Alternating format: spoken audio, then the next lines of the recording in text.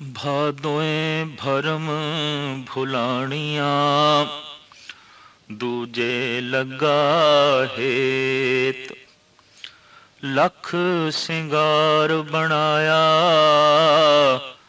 कारज नाही केत। जित दिन दे बिनससी तित वेले कैसनु प्रेत। पकड़ चलायन दूत जम किसे न देनी भेत। छड़ खड़ोते खिने माहे जिन सो लगा हेत। हाथ मरोड़े तन कपे स्याऊ हो आसेत।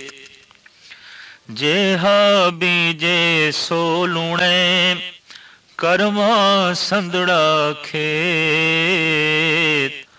नानक प्रभ शरणागति चरण बोहित प्रभु देत। से भादों नरक न पाइए गुरु रखण वाला हेत। भादरों दे महीने दा उपदेश और इस महीने का जो नाम रखा गया है बड़ा विज्ञानक। भादों दो भा, खिन दे च बरखा खिन दे च धुप।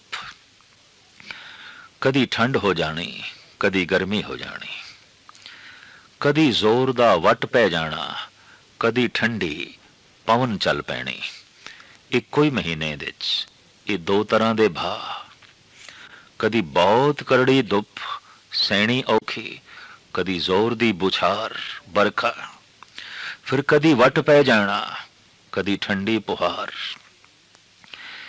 ये दो विपरीत अवस्थावां हालतां भादरों दे महीने विच वापरदियां ने।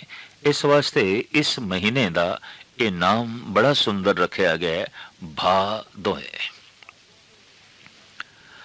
भादों दे महीने दा उपदेश करदे हुए गुरु अर्जन देव जी महाराज फरमान करते ने, भादों भरम भुलाणिया दूजे लगा हेत। भादों दे महीने दा उपदेश जीव रूपी इस्त्री भरम दे च पै गई। परमात्मा नाल हेत है पर परमात्मा तो बिना दूजे नाल भी हेत है। विपरीत दिशा दे च भी उस दियां मानसिक बिरतियां जा रही ने। दो पासे दी खिच, दो पासे दी धावना। छिन दे च शांतमई बैठी है, छिन दे च क्रोधत। अक्सर देखण दे च ऐसा है, बहुते मनुख ते बस भादरों दा ही महीना बन के रह जाते हैं। कदी शांतमई कदी क्रोधी, कदी बड़ी दया उत्पन्न हो जाती है, कदी बड़े कठोर, कदी बड़े मिलनसार दिखाई देंदे ने, पर कदी बहुत घृणा ते नफरत नाल भरे हुए। ये दो तरह दे भा, ये दो दिशावां। अगर जीवन भर ये दो विपरीत दिशावां बनिया रहन तो वह मनुख ते ऐसा है जैसे कि भादरों दा महीना, दो भा। इस वास्ते भादों दे महीने दा उपदेश करदे मेरे पातशाह कहंदे ने, भरम पै गया। भाव जो समझिए वो होवे ना, उसनू कहंदे ने भरम। माधवे क्या कहिए भ्रम ऐसा, जैसा मानिए होए ना तैसा। जैसा मनिए वैसा होवे ना, इनू कहंदे ने भरम। जैसे गहरे अंधकार दे च रस्ते दे च पई हुई रस्सी सप दिखाई देंदी है पर सप है ते नहीं, भरम है। जगत दे च जिन्हां पदार्थां दे सानू रस दिखाई देंदा है, सुख दिखाई देंदा है, बस सुख दिखाई देंदा है नहीं, भरम है। सुख ते केवल प्रभु नाम दे च है, प्रभु चिंतन दे च है। पदार्थ ते केवल शरीर दियां लोड़ां दी पूर्ति करदे ने, सुख नहीं दे सकते, आनंद नहीं दे सकते। लोड़ां दा पूरा हो जाना होर गल है, ते सुख ते आनंदित हो जाना ये अवस्था कुछ होर है। तो भादरों दे महीने का उपदेश करते धन गुरु अर्जन देव जी महाराज का फरमान भरम पैदा हो गया। और भरम देश ते फिर भुलना ही है। ठोकरा ने दूजे पासे प्यार पै गया। लख सिंगार बनाया कारज नाही केत। लखां तरह दे धार्मिक अडंबर कीते ने, वर्त रखे, पुनिया मसिया मनाई है, तीर्थां दा रटन है,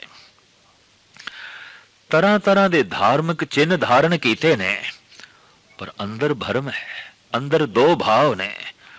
तो मिलाप दा ये जिहड़ा कम है वो सिरे नहीं चल रहा। प्रभु मिलना नसीब नहीं हो रहा और सारे दा सारा कीता होया सिंगार व्यर्थ जा रहा है। माठ गुंदाई पटियां भरिए मांग सिंदूरे, पर अगे गई न मनिया, मरों विसूर विसूरे। चूड़ा भन पलंग स्यों मुंदे, सण बाई सण बाहा, एते वेश करेंदिए मुंदे, सौरा तो अवराहा। ये जो तू चूड़ा पहने है इनू पलंग दे पावे नाल ही तोड़ दे, जोर नाल। क्यों? तेरिया इन्हां बावां नूं पति दा कंठ ते कदी नसीब होया नहीं, पति दा मिलन ते नसीब होया ही नहीं। ते जिन्हां बावां नूं कदी पति ने पकड़िया नहीं, ते जो बावां कदी हार नहीं बनिया कंठ दा, तोड़ दे इस चूड़े नूं। इतना जोर नाल पावे ते अपना हथ मार, तेरी बांह भी टुट जाए, ये चूड़ा भी टुट जाए। गुरु नानक देव जी महाराज दा ये परम वाक वडहंस राग दा, चूड़ा भन पलंग स्यों मुंधे, सण बाही सण बाहा। पलंग दे पावे नाल तोड़ दे इस चूड़े नूं, पर सिर्फ चूड़े नूं ही कहूं, इन्हां बावां नूं भी तोड़ दे। कारण क्यों? सण बाही सण बाहा, एते रेस करेंदिए मुंदे, सौरा तो अवराहा। माठ गुंदाई पटियां भरिए मांग संदूरे, अगे गई न मनिया, मरों विसूर विसूरे। श्रृंगार ते ओही महान है जो प्यारा लगे प्रवान हो जाए, नित्य श्रृंगार व्यर्थ चला जाता है। तो सतगुरु इत्थे फरमान पे करते ने, बड़ा ही धार्मिक श्रृंगार कीता, ते धार्मिक श्रृंगार है परमात्मा दी प्रसन्नता लई, प्रभु दी प्रसन्नता लई।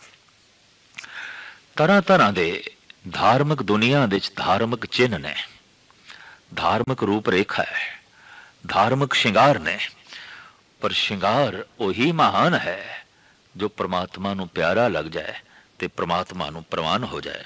इस वास्ते साहिब कहंदे ने, लख श्रृंगार बनाया कारज नाही केत। लखां तरह दा धार्मिक अडंबर कीता, कर्म कांड दे तू प्रवृत्त होया, पर कम सिरे ते चढ़िया नहीं। ऐ जीव इस्त्री, सारे कर्म तू कीते, सारे धार्मिक चिन्ह तू धारण कीते, पर परमात्मा दा मिलाप ते होया ना, तो सिंगार ते व्यर्थ चला गया, एवें चला गया। जित दिन देह बिनस सी, तित वेले कैसन प्रेत।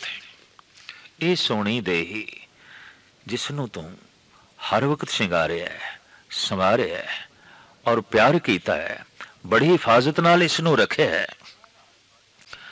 और बड़िया नाल संबंध जोड़े है, और बहुत सारे तेनू संबंधी समझते ने। पर जिस दिन इस देही दे विचों प्राण पंखेरू उड़ जाणगे, यही संबंधी कहणगे ये ते प्रेत है, कड्डो घर दे चों, छेती कड्डो, जल्दी कड्डो। तित वेले कैसन प्रेत, पकड़ चलायन दूत जम, किसे न देनी बेत। नवे संबंध जुड़नगे जमदूतां दे, नवे जन्म, अगले जन्म। पर ये हुण किहड़े जन्म दे चला गया, जमदूतां ने इन्हां जन्मां ने किहड़े जन्मां दे पा दिता है, ये किसे नूं कोई पता नहीं। पुराने संबंधियां नूं कोई पता नहीं कि कित्थे गया, किहड़ी थां जाके जमिया, कित्थे गर्भ दे च प्रवेश कर गया, किहड़े घराने चला गया, किसे नूं कुछ भी बोध नहीं। किसी को कुछ भी जो है पता नहीं, लेकिन रुदन है, दुख है कि बिछोड़ा हो गया, देही बिछड़ गई। साहब अगां चल के फरमान करते ने, छड़ खड़ोते खिने माहे जिन से लगा हेत बड़ा प्यार सी, जिन्हां नाल बड़ा स्नेह सी, जिन्हां तो सदके होण नूं, कुर्बान होण नूं हर वक्त जी करदा सी, एक छिन दे ची साथ छड़ गए और सिर्फ मरघट तक दा ही साथ निभाया है। तन्हाई छोड़ के चले आए, संबंध टूट गए। तो साहिब कहते ने, हथ मरोड़े तन कपे स्याऊ होआ सेत। आखिरी प्राण जद निकलते ने, धार्मिक विद्वानां दा ऐसा कहना है कि आखिरी प्राण नाभि दे चाहुंदे ने,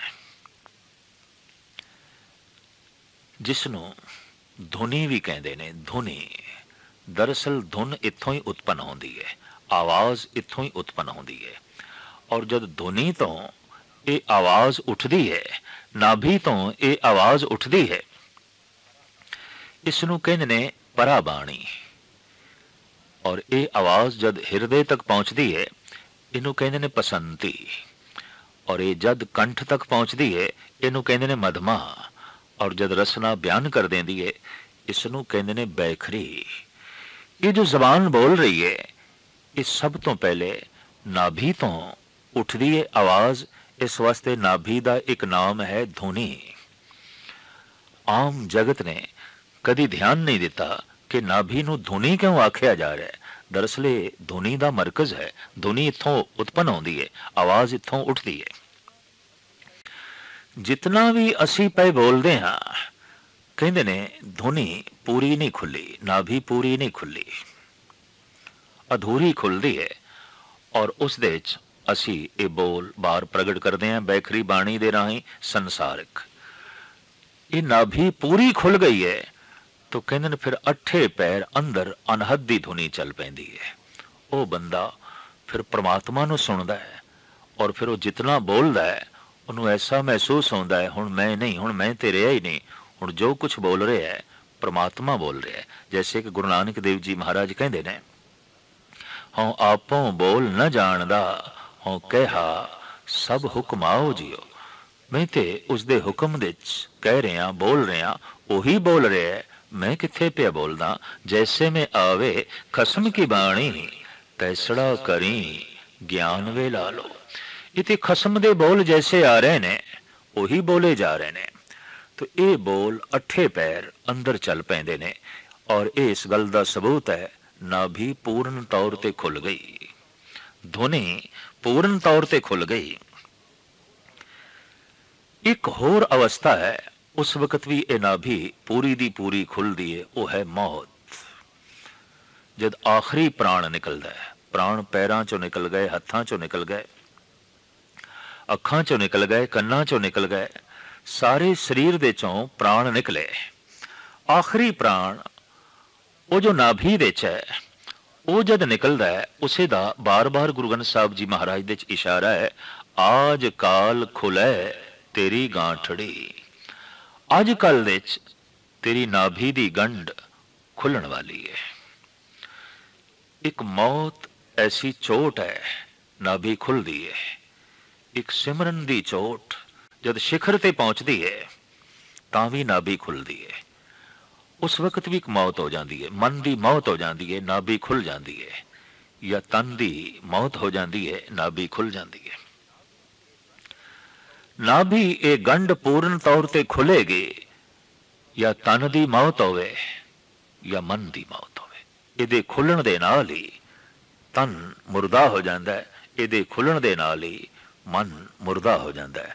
पर जब मन मरदा है ते तन जिंदा रहिंदा है, उस मनुख की जिंदगी ईश्वरमई हो जाती है, परमात्मामई हो जाती है। गंढ उसकी खुल गई, नाभि उसकी खुल गई। हुण अठे पैर उसके अंदर धुनी चल रही है, परमात्मा का नाम अनहद नाद अठे पैर उसके अंदर जो है वज रहा है। और बार बार उठदियां बैठदियां सौंदियां उसे धुनी दे च मगन रहिंदा है, उसे नूं सुन सुन के आनंदित होंदा है। और ये नाम जो प्राचीन संतां ने रखे है धुनी बिल्कुल ठीक रखे। जिस वक्त ये नाभि खुलती है तो बंदे दियां मुठियां बंद आउंदियां ने, हथ मरोड़दा है, तन ते कंबनी छिड़ जाती है, दंद वजदे ने। ये हालत होवे तो समझना या ते मन की मौत हो रही है या तन की मौत हो रही है। सिमरन करदियां करदियां जद मन बिल्कुल खत्म होने लगता है और सिमरन चरम सीमा ते पहुंचता है, उदों भी कंबनी छिड़ जाती है, दंद वजन लग पैंदे ने।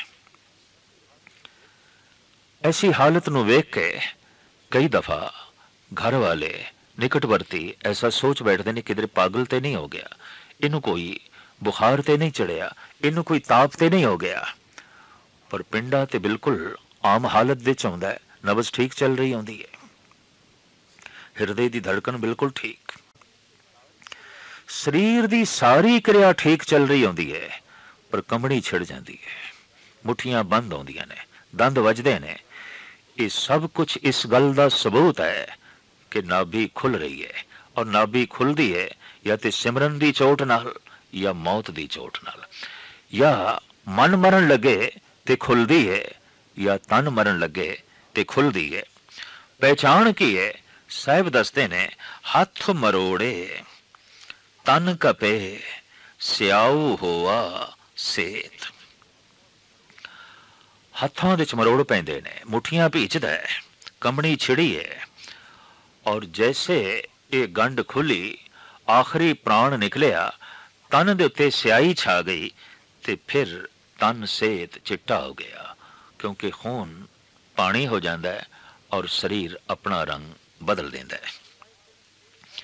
हुण साहिब कहते जेहा बीजे सो लुणे कर्मा संदड़ा खेत।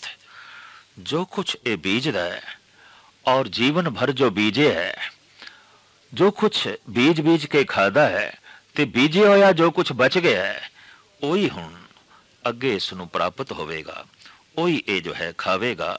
खेड सारी कर्मां दी है, बीजे होए बीजां दी है। जेहा बीजे सो लुणे कर्मा संदड़ा खेत, नानक प्रभ शरणागति चरण बोहित प्रभ देत। साहिब श्री गुरु अर्जन देव जी महाराज भादरों के महीने का उपदेश करदे होया फरमान करते ने, अरदास कर परिपूर्ण परमात्मा के चरणों च, हे प्रभु मैं शरणागत हाँ, तेरी शरण दे चा, तू मेहर कर, बख्शिश कर, अपने गुणों का जहाज दे, ताकि मैं भव सागर तो पार होवां, संसार सागर तो पार होवां। से भादोए नरक ना पाइए, गुरु रखण वाला हेत। जिन्हां दे सिर दे उत्ते गुरु रखवाला होवे ते जिन्हां दे अंदर गुरु दा प्यार होवे, भादरों दे महीने दा उपदेश वो नरकां दे च नहीं जांदे, वो दुखत नहीं होंदे, वो पीड़ित नहीं होंदे। सारा महीना उन्हां दा आनंदमयी होंदा है। भादोए भरम भुली भर जो बन पछताणी, जल थल नीर भरे बरस रुते रंग माणी।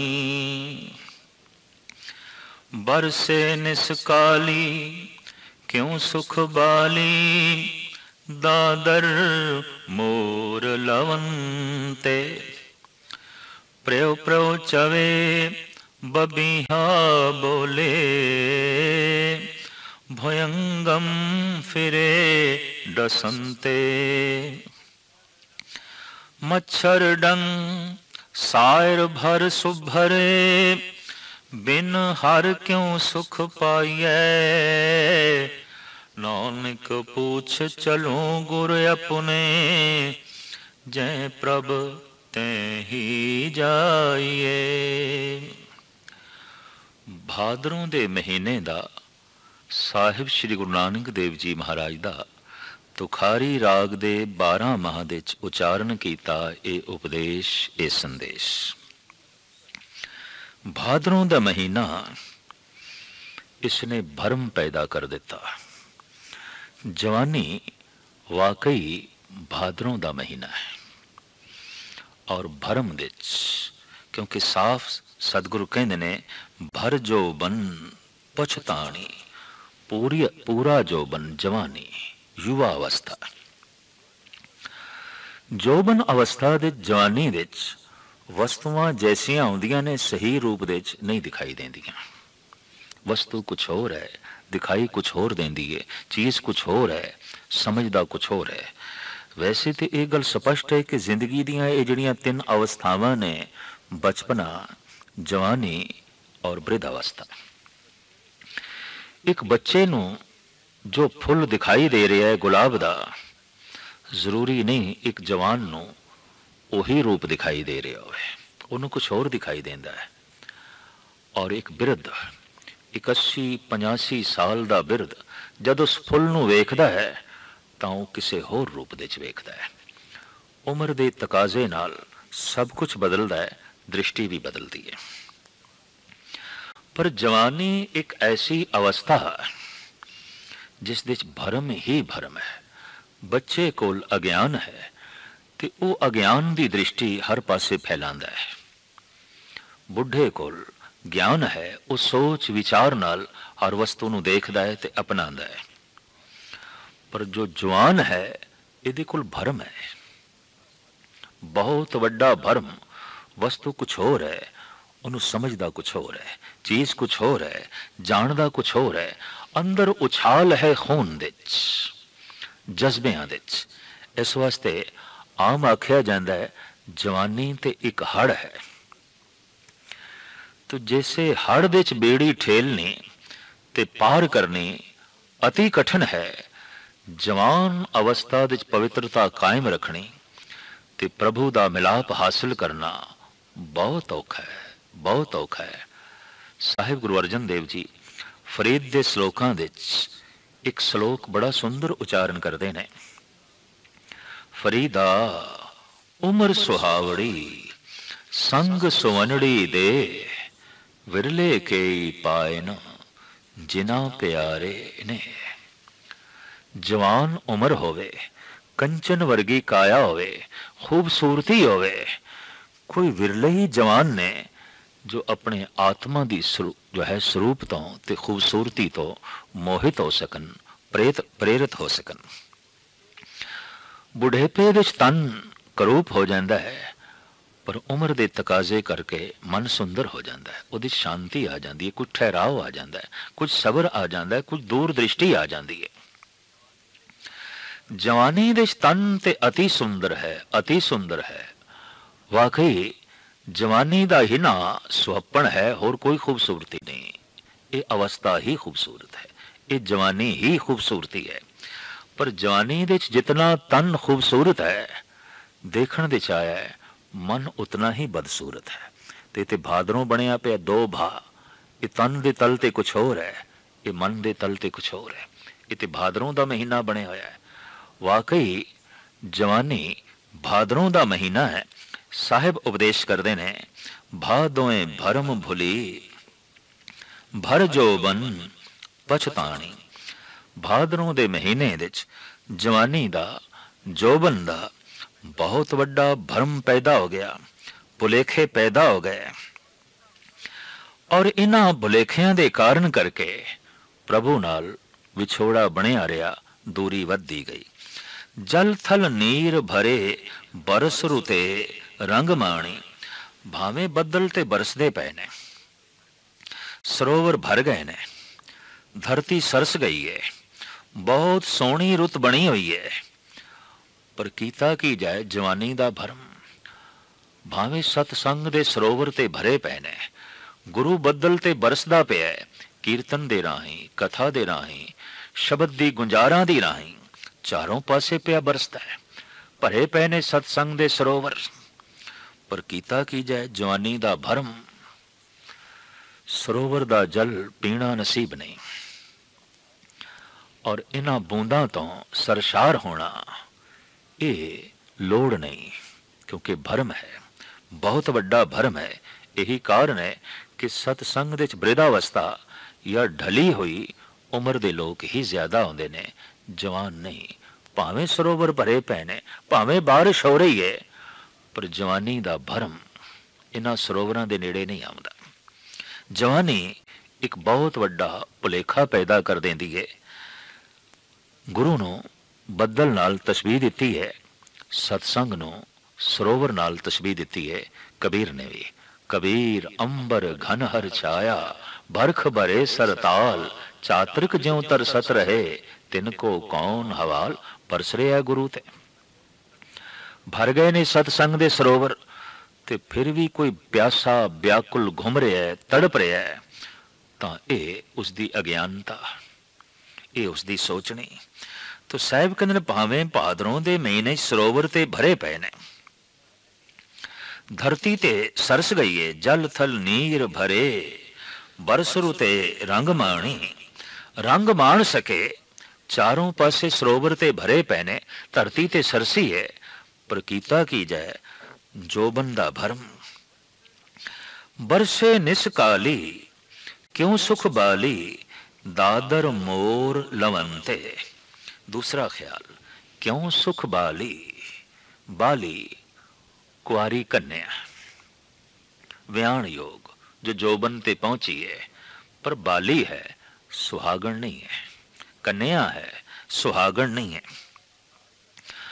अगर ये बहुत सारा श्रृंगार कर लवे और काफी समा श्रृंगार ते ला देवे, तो सारे दा सारा श्रृंगार भार है, बोझ है। भगत सिरमौर श्री कबीर जी दा सुंदर वाक, कुआर कन्या जैसे करत सिंगारा, क्यों रलिया माने बाज बधारा। बाली दा श्रृंगार व्यर्थ है, क्योंकि जिस लिए श्रृंगार है वो तो है ही नहीं। मनुख दे कोल सारे धार्मिक चिन्ह होवन, ते सारे दा सारा धार्मिक कर्म कांड होवे, प्रभु मिलाप ना होवे, परमात्मा दी याद ना होवे, ये सारा श्रृंगार बाली दा श्रृंगार है, ये ते कन्या दा श्रृंगार है, और ये श्रृंगार भार हो जाएगा। इस वास्ते साहिब कहते ने, भावें बरखा दी रुत है, भावें कालियां घटावां बरसदियां पईयां ने, भावें मोर बोलदे पे ने, दादर बोल रहे ने, मेंढक बोल रहे ने, चारों पासे वातावरण संगीतमई बनिया होया है, पर बाली नूं सुख किथे। बरसे निसकाली क्यों सुख बाली, दादर मोर लवंते, प्रिय प्रिय चवे बबीहा बोले, भुयंगम फिरे डसंते।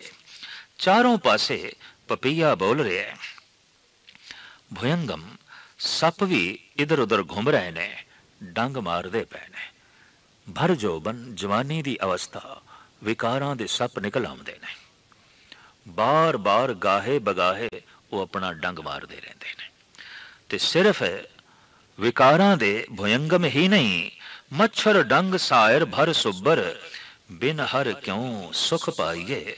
मच्छर भी, माड़े ख्यालों के मच्छर भी बार बार कटते हैं, हर वक्त जो है डंग मारते हैं। भावें रुत ते बड़ी सोहनी है, भावें सरोवर ते भरे पे ने, भावें जवान अवस्था ते बड़ी महान है, बहुत अच्छी है, और चारों पासे सतसंग दे सरोवर भी ने, पर एक बहुत वड्डा भरम है। उस भरम करके प्रभु बिसरे होया है। तो हुण प्रभु तो बिना सुख किथे, बिन हर क्यों सुख पाइए। नानक पूछ चलो गुर अपने, जह प्रभ ते ही जाइए। मैं अपने गुरु कोलों पुछदा, हे गुरुदेव बख्शिश कर, रहमत कर, जिधर प्रभु है मैं उस पासे चल पावां, जिधर परमात्मा है मेरे कदम उस पासे जो है चलन, ताकि भादरों दा महीना सुहावना हो जाए, जवानी सुहानी हो जाए, अंदर प्रेम दी वर्षा पैदा हो जाए। भादरों दे महीने दा तुखारी राग दे 12 माह दे राही गुरु नानक देव जी महाराज दा ये महान उपदेश